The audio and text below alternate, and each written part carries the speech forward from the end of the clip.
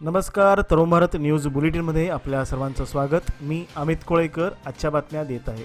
सर्वांचं लक्ष लागून राहिलेल्या बेळगाव महानगरपालिकेच्या महापौर उपमहापौर निवडणुकीत 23वी नूतन महापौर म्हणून अखेर मंगेश पवार आणि उपमहापौर म्हणून वाणी जोशी यांनी बाजी मारली. शनिवारी महानगरपालिकेच्या मुख्य सभागृहात हात उंचावून मतदान घेण्यात आल्यानंतर प्रादेशिक आयुक्त संजीव शेट्टनावर यांनी ही निवड जाहीर केली. महापौर पदाचे उमेदवार मंगेश पवार यांच्या बाजूने 40 जणांनी हात उंचावून मतदान केले, तर त्यांचे प्रतिस्पर्धी बसवराज मारुती मुदगेकर यांच्या बाजूने 20 जणांनी मतदान केले, तर 5 जण गैरहजर राहिले होते. त्यामुळे प्रादेशिक आयुक्त संजीव शेट्टनावर यांनी 20 मतांनी मंगेश पवार यांना विजयी घोषित केले, तर उपमहापौर पदाच्या उमेदवार वाणी जोशी यांच्या बाजूने 40 जणांनी हात वर करून मतदान केले, तर त्यांच्या प्रतिस्पर्धी उमेदवार लक्ष्मी राघवेंद्र लोकरी यांच्या बाजूने 20 जणांनी मतदान केले. त्यामुळे प्रादेशिक आयुक्तांनी वाणी जोशी यांना विजयी घोषित केले. केली रुग्णालयाजवळ राष्ट्रीय महामार्गाला जोडणाऱ्या एक्झिट जवळ शनिवारी सकाळी एक गंभीर अपघात घडला. कॉन्क्रीट मिक्सर ट्रक संतुलन गमावून एका KA-25 या कारवर कोसळला. या अपघातात कारमध्ये बसलेले दोघे जण गंभीरपणे जखमी झाले आहेत. सुदैवानेच ते वाचले आहेत, मात्र कारचा संपूर्ण चुराडा झाला आहे. अपघातातील दोन्ही जखमी बागलकोट येथील रहिवासी असून त्यांच्यावर बेळगावातील केली रुग्णालयात उपचार सुरू आहेत.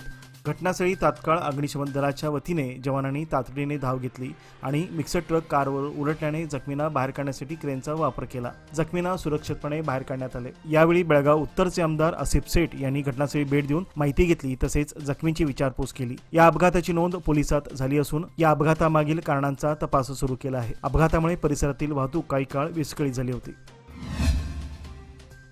राज्यातील सरकारच्या कार्यक्षमतेवर गंभीर प्रश्न उपस्थित करत खासदार जगदीश शेट्टर यांनी आज बेळगाव महानगरपालिकेत पत्रकारांशी बोलताना म्हणाले की राज्य सरकारचे अस्तित्वच 100% स्पष्ट नाही. आर्थिक परिस्थिती अत्यंत गंभीर असून सरकार काही ठोस निर्णय घेत नसल्याचा आरोप त्यांनी यावेळी केला. त्याचबरोबर ते असेही म्हणाले की सरकारतर्फे देण्यात येत असलेल्या अनेक योजनांचा दुरुपयोग होत असून या योजनांचा लाभ लाभार्थ्यांना होत नाही आहे. सरकारला नवी योजना आणायचीच असेल तर ती प्रामाणिकपणे राबवावी लागेल. जर पैशांची कमतरता भासत असेल तर अशा योजना आणण्याची आवश्यकताच काय, असा सवाल शेट्टर यांनी उपस्थित केला. ते पुढे म्हणाले, सध्याची परिस्थिती बघता भ्रष्टाचार वाढत चालला आहे. हे सर्व सरकारच्या कार्यपद्धतीवर प्रश्नचिन्ह निर्माण करणारे आहे. राज्यात सरकार विरोधात असंतोष वाढला असून राज्यातील विविध योजनांची अंमलबजावणी आणि वित्तीय व्यवस्थापनावर संशय निर्माण केला जात आहे, असा आरोप खासदार जगदीश शेट्टर यांनी आज प्रसारमाध्यमांशी केला.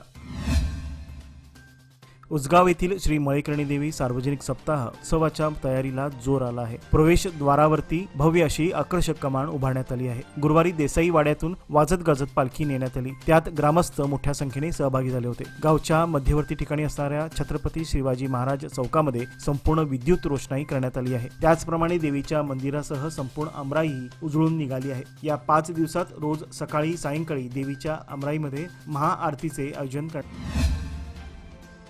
सौदत्ती रेणुकादेवी मंदिराच्या दानपेढीत 89 दिवसात देणगी स्वरूपात 3,68,00,000 रुपयांची देणगी जमा झाली आहे. 14 डिसेंबर 2024 ते 12 मार्च 2025 पर्यंत 89 दिवसात देणगी पेटीत जमा झालेल्या रकमेची मोजदाद करण्यात आली. त्यात 3,40,00,000 रुपयांची रोख देणगी जमा झाली आहे. यासह 20,82,000 रुपये किमतीचे सोने, 6,39,000 रुपये किमतीची चांदी देणगी स्वरूपात जमा झाली आहे. 2024-25च्या 10वी परीक्षेच्या पार्श्वभूमीवर जिल्हा पंचायत कार्यालयाच्या सभागृहात महत्त्वाची बैठक पार पडली. या बैठकीला जिल्हाधिकारी मोहम्मद रोशन, जिल्हा पंचायत अधिकारी राहुल शिंदे, बेळगाव शहर पोलीस आयुक्त याडा मार्टिन आणि अन्य अधिकारी उपस्थित होते. परीक्षेच्या योग्य नियोजनाबाबत चर्चा करण्यात आली आणि परीक्षा काळात कोणताही अनुचित प्रकार घडू नये यासाठी आवश्यक त्या सूचनाही देण्यात आल्या. प्रत्येक हालचालीवर बारीक नजर ठेवण्यासाठी निर्देश देण्यात आले आहेत. परीक्षेच्या आयोजनासाठी सुरक्षेची व्यवस्था तसेच विद्यार्थ्यांसाठी सर्व सुविधांची व्यवस्था केली जाणार आहे, यावर सुद्धा चर्चा करण्यात आली. बेळगाव तालुक्यात सध्या वातावरण बदलाचा फटका पिकांना बसल्याचे चित्र दिसत आहे. यामुळे शेतकरी चिंतातूर झाले आहेत. सध्या पहाटे धुकं तर दुपारी उन्हाचा तडाखा असे वातावरण असून कमाल आणि किमान तापमानात मोठा फरक होत आहे. या वातावरणाचा आंबा काजू पिकावर विपरीत परिणाम होण्याची शक्यता निर्माण झाली आहे. जिल्ह्यासह बेळगाव, चंदगड, खानापूर तालुक्यात मागील 8 दिवसापासून वातावरणात सारखे बदल दिसून येत आहेत. गेले काही दिवस बेळगाव तालुक्यातील कमाल तापमान 36 ते 38 अंश सेल्सिअस इतके आहे. याचा फटका फळ उत्पादनासह भाजीपाला पिकावर होणार आहे. वाढत्या उष्णतेने नागरिक त्रस्त असून नागरिकांची तहान भागवण्यासाठी जायंट्स ग्रुप तर्फे पाणपोईची सोय करण्यात आली आहे। बुधवारपेठ येथील यश मार्केटिंग जवळ पाणपोईचे उद्घाटन ज्ञानेश कामत यांच्या हस्ते करण्यात आले। शहरातील गर्दीच्या ठिकाणी पाणपोई ठेवण्यात येणार आहे। पाणपोईसाठी फेडरेशनचे सेक्रेटरी प्रवीण त्रिवेदी यांनी विशेष सहकार्य केले आहे। यावेळी जायंट्स ग्रुपचे उपाध्यक्ष तानाजी शिंदे, सेक्रेटरी शुभम नांदवडेकर, सदस्य गणेश गुंडप, एम गंगाधर, दीपक हावळ, श्रीधन मुळीक, प्रसन्ना रेवण्णवर, अभिषेक वायंगडे आदी उपस्थित होते। Financial support at every step. On the occasion of Women's Day, presenting Lokmanya Mahila Udan Nivesh Yojana, get an attractive 10.25% interest on a 555-day deposit, additional 0.50% interest for senior citizens. For more details, visit our nearest branch or call 1800-212-4050. Lokmanya, where money grows and relationships strengthens. शेतकऱ्यांच्या जीवनातील एक घटक व जीवापाड प्रेम करतो ती त्यांची जीवनदायिनी म्हणजे म्हैस। या म्हैस पळवण्याच्या शर्यतीचे आयोजन ते करत असतात। यावर्षी देखील श्री शिवशक्ती युवा संघटना बिजगर्णी यांच्या वतीने होळीनिमित्त म्हैस पळवण्याची भव्य स्पर्धा आयोजन करण्यात आले आहे। गावातील छत्रपती शिवाजी महाराज चौक येथे उद्या रविवारी 16 मार्च रोजी ही स्पर्धा पार पडणार असून या स्पर्धेचे उद्घाटन माजी आमदार संजय पाटील व माजी जिल्हा पंचायत आरोग्य स्थायी समिती अध्यक्ष मोहन मोरे यांच्या शुभ हस्ते होणार आहे। यावेळी महाराष्ट्र एकीकरण समितीचे नेते आर्यम चौगुले, सिद्धापा कांबळे, मथुरा तेरसे, रामचंद्र मन्नोळकर, गोविंद टक्केकर यांच्यासह डॉक्टर सोनाली सरनोबत आदी नेते मंडळी उपस्थित राहणार आहेत। अंड्यांच्या दरात झालेली मोठी घट आणि उत्पादन खर्चाच्या तुलनेत विक्रीतून मिळणारा कमी नफा यामुळे अंडी उत्पादक शेतकरी आणि पोल्ट्री व्यावसायिक मोठ्या आर्थिक अडचणीमध्ये सापडले आहेत। सध्या अंडी उत्पादक शेतकऱ्यांना मोठा तोटा सहन करावा लागत आहे। या परिस्थितीत शेतकऱ्यांनी शासनाकडे अंडी उत्पादकांना प्रति अंड्यामागे अनुदान देण्याची मागणी केली आहे। अशी स्थिती निर्माण झाल्यास पोल्ट्री व्यावसायिक आणि शेतकऱ्यांमध्ये निराशा पसरलेली आहे। त्यामुळे त्यांना आत्महत्या करण्याशिवाय पर्याय उरलेला नाही अशी भीती व्यक्त केली जात आहे। सरकारने यावर त्वरित लक्ष देऊन यथायोग्य आर्थिक सहाय्य देण्याची आवश्यकता असल्याचे शेतकऱ्यांचे म्हणणे आहे। बेळगाव महानगरपालिकेचे काम केव्हा सुरू होईल आणि केव्हा पूर्ण होईल याची कोणीच खात्री देताना दिसत नाही। 8 वर्ष उलटली तरीही स्मार्ट सिटीतील कामे अद्याप पूर्ण झालेली नाहीत। अशाच पद्धतीने शहरातील अनेक भागात विकास कामे खोळंबली आहेत। त्यातच शहापूर स्मशानभूमीत गेल्या 3 महिन्यापासून निवारा उभारण्याचे काम संत गतीने सुरू आहे। या कामासाठी ठेवण्यात आलेले साहित्य नागरिकांना अडचणीचे ठरले आहे। स्मशानभूमीतील निवाऱ्यावरील पत्रे अत्यंत धोकादायक स्थितीत आहेत। या संदर्भात महानगरपालिकेला वेळोवेळी माहिती देऊनही पत्रे बदलण्याचे काम झालेले नाही। निवारा उभारण्यासाठी अवजड पोलादी खांब नागरिक ये-जा करत असलेल्या वाटेवरच टाकण्यात आले आहेत। रात्रीच्या वेळेस नागरिकांना ये-जा करताना सदर खांब अडचणीचे ठरत आहेत। त्यामुळे शहापूर स्मशानभूमीतील निवारा व अन्य कामे केव्हा पूर्ण होतील याची प्रतीक्षा नागरिकांना लागून राहिली आहे।